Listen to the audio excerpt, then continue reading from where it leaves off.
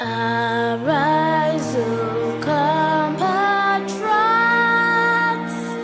Nigeria's call obey, to serve our fatherland with love and strength and faith.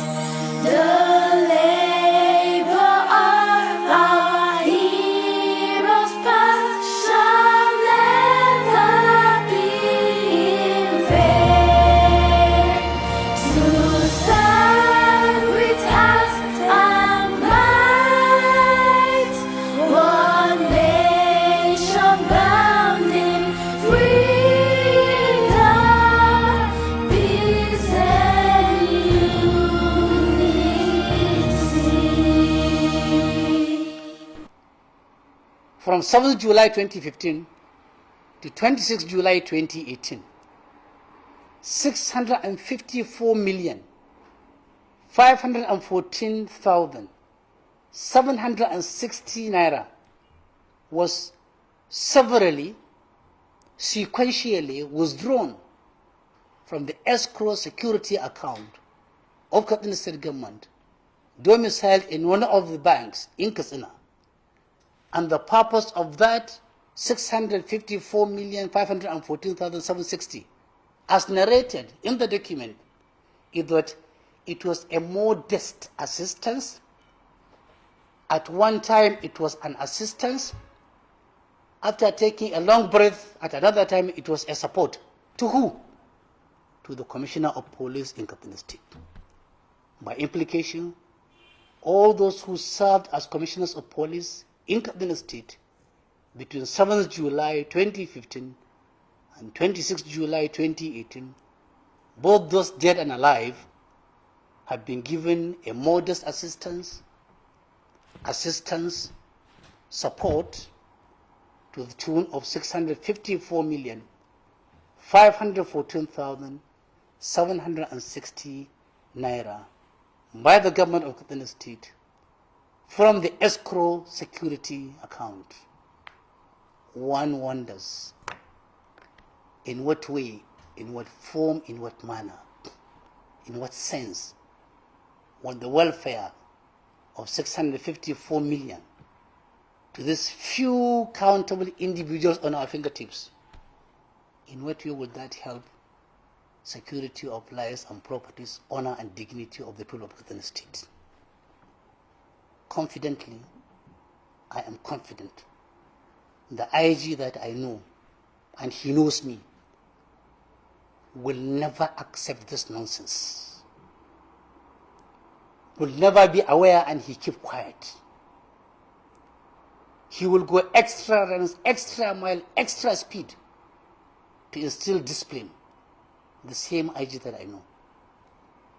Perhaps also, the said CPs on whose behalf that money was removed in cash might be innocent and unaware that such huge sum of money was being removed in their own name. We must give them a benefit of the doubt, but we must demand unequivocally that Katsina State Government, all the people of Katsina, all the national population in Nigeria, and all the international community an explanation in no time. On between 11th and 20th October 2018, 49,759,865.65 kobo were approved for the settlement of hotels bills to 7 hotels across the state for the purpose of settling their bills for services of accommodation and feeding they rendered to government guests. What we expected from that approval is to see these monies, various sum of monies, being paid directly into the current accounts of these respective hotels, because they are registered legal entities under the Corporate Affairs Commission Act.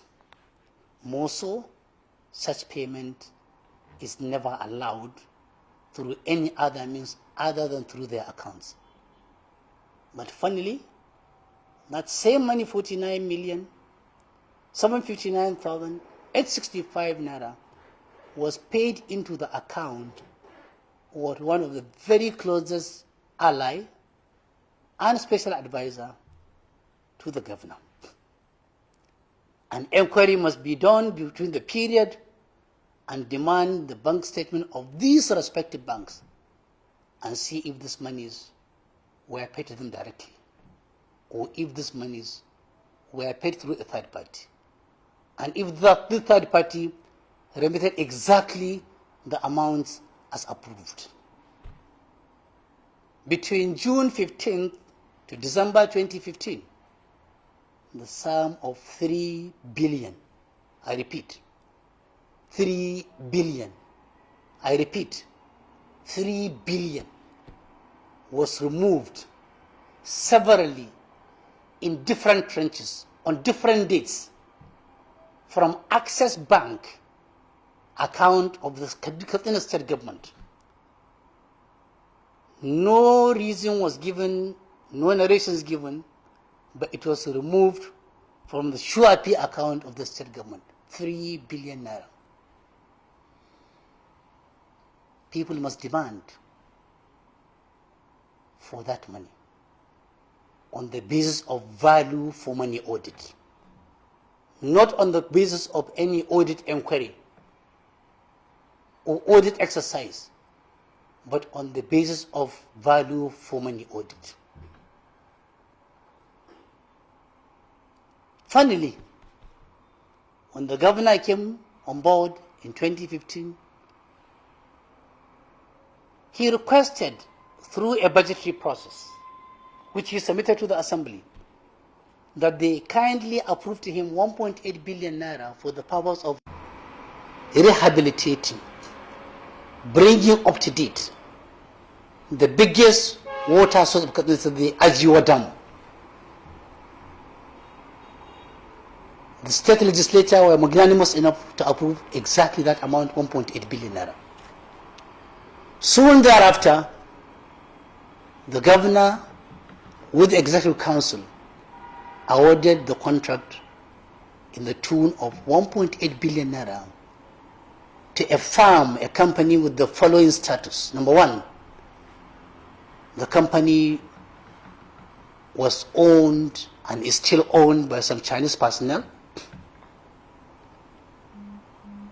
who, on person their memoranda and article association, are merchants that are in Nigeria for trade, who had no single industry experience in the building, rehabilitation, and repair of dams or even boreholes, but were awarded that contract without competition from any company, without respect to the due process, without respecting the prudential and financial guideline. As they were awarded that contract, they moved aside.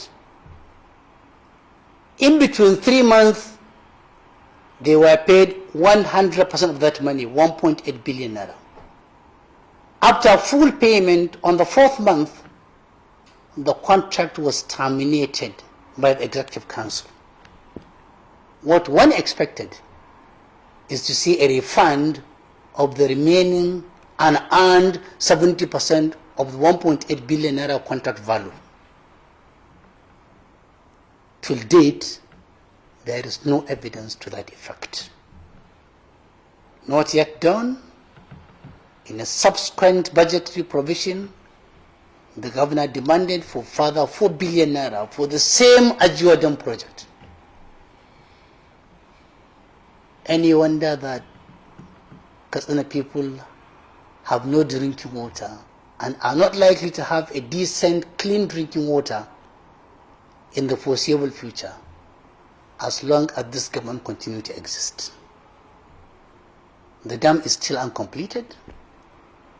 The job is still work in progress. People are watching. People are seeing. People have folded their arms because They are helpless. They can't do anything. They can't talk. Everybody has been silenced, if not by blackmail and terror, at least by the level of hunger, patronage, and dash out. They therefore go on the opposing side. Between 2017 to 2018, over 25,000 public servants with their list available, with their account numbers available, with their grade level available, and with their salary available, disengage from public service on account of reaching the mandatory retirement age, or retiring on health grounds, or retiring on any other acceptable reason. These 25,000 people who rendered public service from their youth to their old age, as at today, the 4th of July, Sunday, 2020, none of them have been given a single kobo of their pension. Many have died. Their families are exposed to maximum hazards of life. Their families have no option, they have nowhere to go to, because elders have kept quiet. Loud voices have become silent. People now talk only in whispers. They dare say it loud because of the fear of the unknown, of the god dogs of politics who will go into media and abuse them. The total amount payable to these innocent retirees is to the tune of 12 billion naira.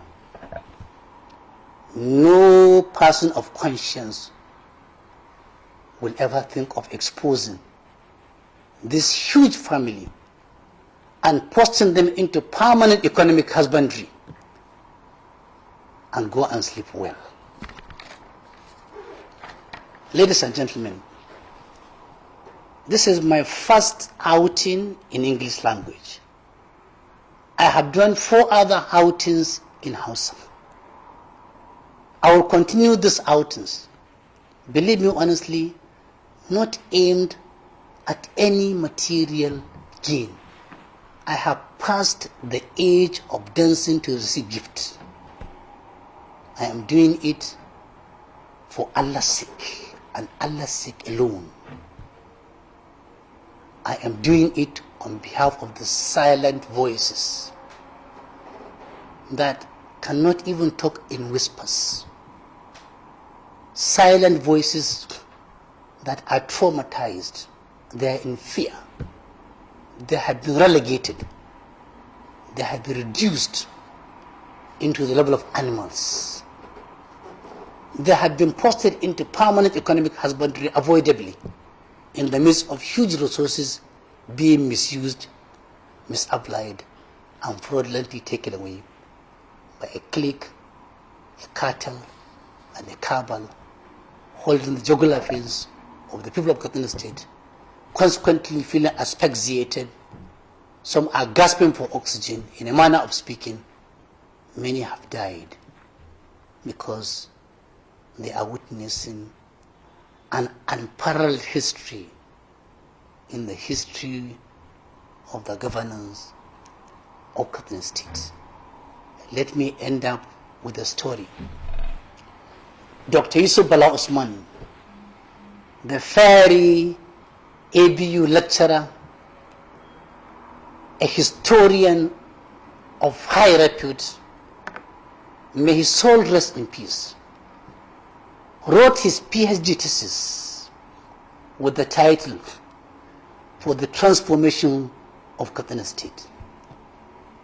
In that thesis that has been transformed into a book now with the same title, he narrated a story that about 177 years ago, there lived an emir in Kudaden called Emir Yusuf. an outstanding warrior, a courageous leader that Katsina's people see as an example. Indeed, during his reign, 5 out of all 10 children born in Katsina State were named after him, Yusuf, because everybody wants to have a courageous son.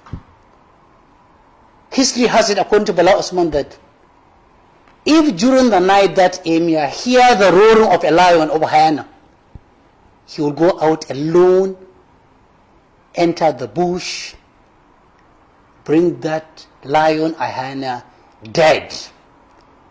In the morning, to the bewilderment and amusement and surprise of the subjects, they will come and see the dead lion. The next day they sleep well. But unfortunately, while he presided over, he developed an instinctive habit of stealing the chicken of his neighbors.